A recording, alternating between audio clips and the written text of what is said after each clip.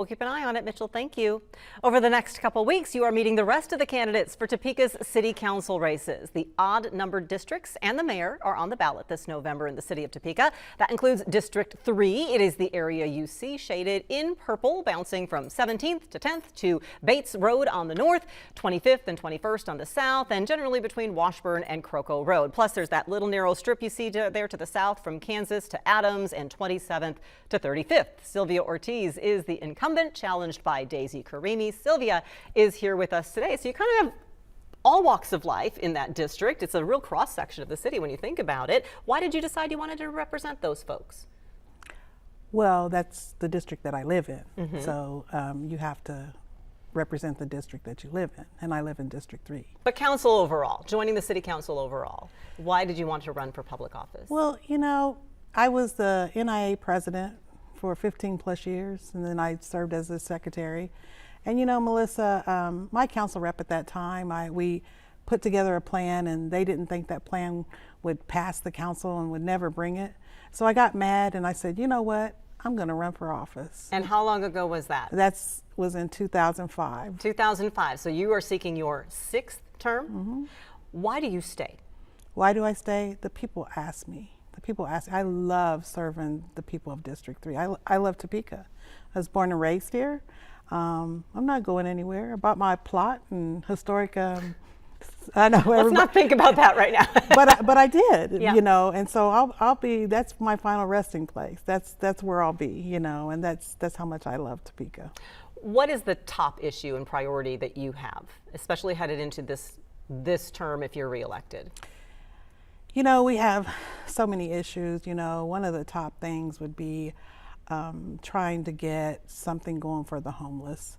You know, whether it's the tiny shelters or one-stop shop. There's things we can be doing right now that we need to push forward and do. One key question there, though, is what role should the city and the city taxpayers' role be in any of those solutions? Like, should the city build tiny homes, or what does the city do to facilitate a solution like that? Well, first we got to figure out what we want to do, whether we want to have a campus or tiny homes or what. And second of all, the city should not be running this. It should be everybody in the city, because it's a citywide problem. So you're thinking like the nonprofit organizations or businesses, have all of them involved? I'm thinking everybody, even you, Melissa. Why has it taken so long? You said first we need to decide what to do. Why do you feel it's taken so long to make that decision? We've had task force, we've had public meetings, town halls. We've had plans that we thought were really good, and people say not in my neighborhood. And they don't want it here, they don't want it there. Some people will sit up there and say, well, let's just put it in District 2. I mean, that's not fair to District 2. It's our problem. We need to figure it out. What else besides homelessness would you like to see the city address?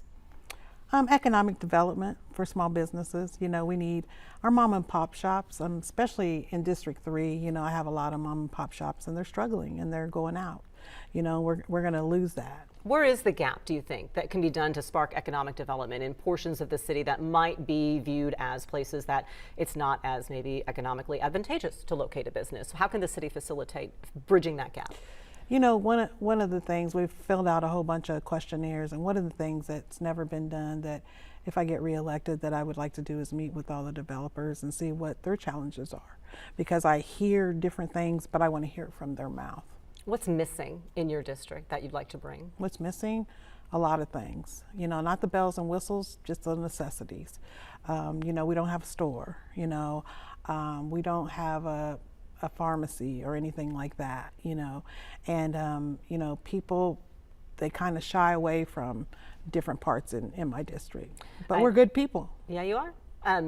6th term. Why is it, you know, there's always that debate. Do we keep people with experience? Do we elect new blood, new voices? Why do you feel your experience is valuable? I feel my experience is valuable because of the history that I have and that I've had. And so a lot of times when we have new people coming on, they're like, they want to try this. I'm like, we've already tried that. You know, so I think history is very important along with the experience. You know, I know where to go, where to get this done. I've met a lot of people, have a lot of partners at the county, have a lot of partners, you know, public partners, nonprofit, so partnership. You know, I built that relationship. And there is a lot to be done, as you said. Daisy Karimi, your opponent, is going to join us on October 31st to round out our candidate interviews. Sylvia, District 3 incumbent, appreciate you being here. Thank you so much for that. Thank you, Melissa. Don't forget to vote. Vote November 4th is the day. You can get your fill of fun and food this weekend with Topeka's Shriners. Hear what's in store next.